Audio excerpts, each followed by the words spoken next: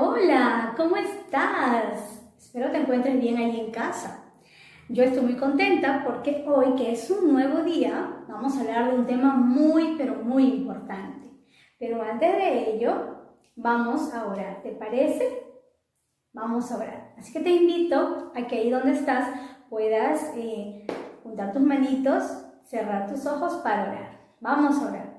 Amado Dios que estás allí en el cielo, Señor, muy agradecida estoy, ya que tú me permites llegar a mis alumnos por este medio. Gracias, Señor, también por aquellos pequeños que me están enviando sus tareas ya avanzadas mediante fotos y videos, Señor. Y te pido, Padre, que si hay algún amiguito que todavía no me ha enviado, Señor, que tú le puedas ayudar para que él me pueda enviar sus trabajos, Señor.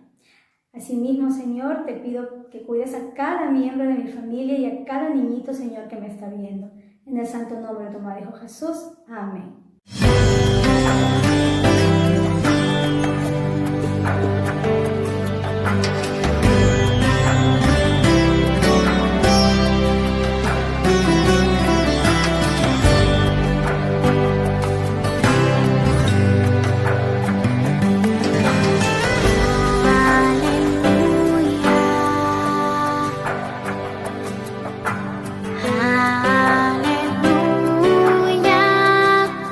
Eres tú, Dios poderoso.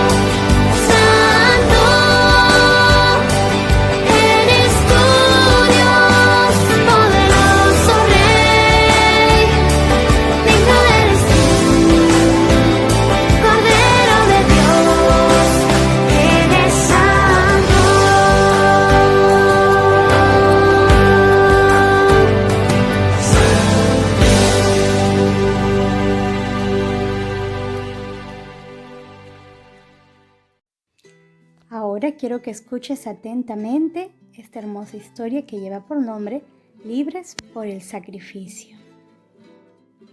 Hace muchísimos años atrás, el Padre, el Hijo y el Espíritu Santo crearon el planeta Tierra, en el cual crearon animales, plantas, todo para que nosotros vivamos en ella.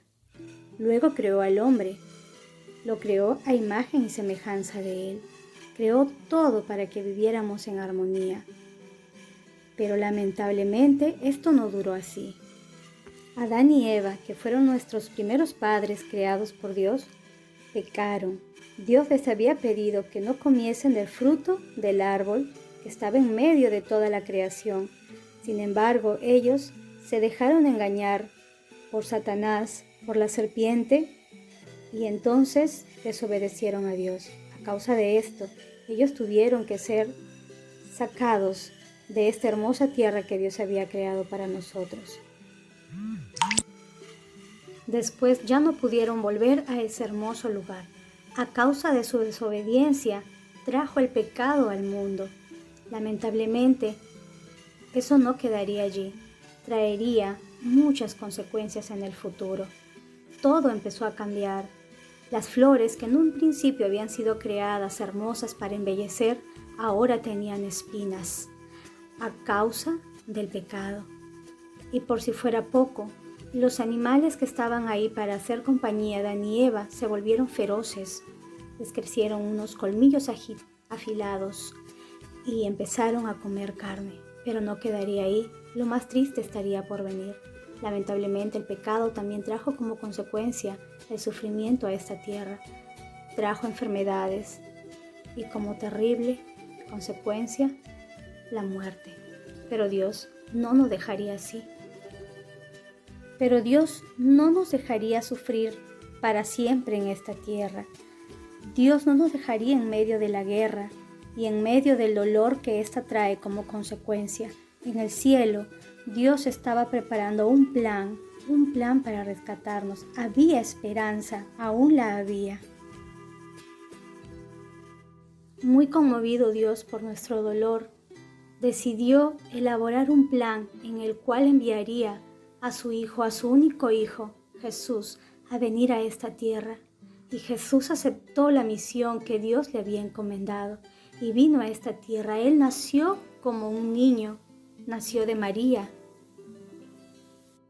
pero era un niño Dios. Él dejó todo su poder, toda su gloria en el cielo y vino a este mundo a nacer como un simple mortal, solamente porque te amaba a ti y a mí.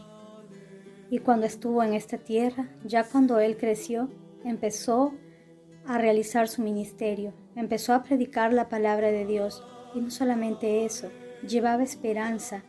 Jesús traía liberación. Él curaba a los enfermos.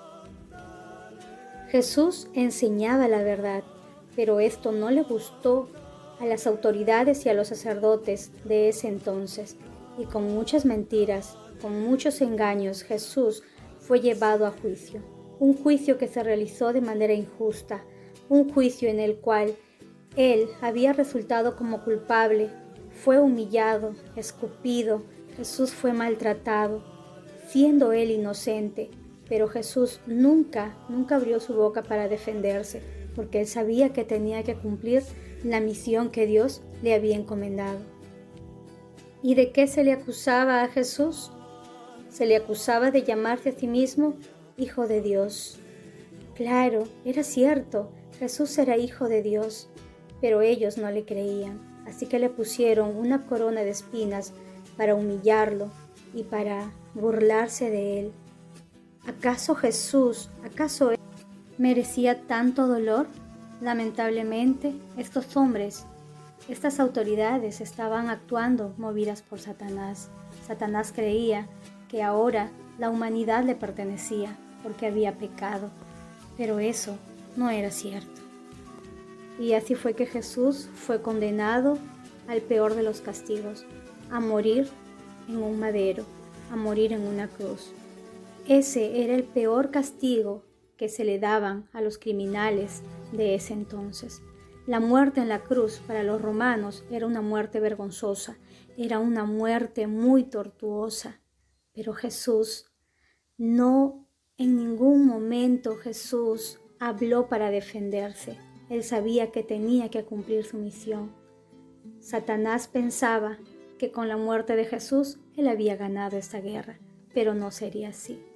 Jesús tuvo que subir una enorme cuesta cargando esa cruz en su espalda.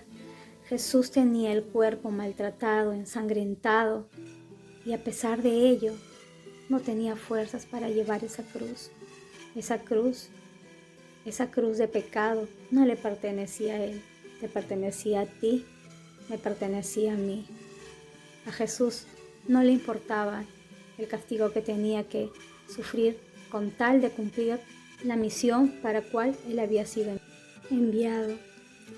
Jesús, ahí arriba, ya crucificado, tuvo sed.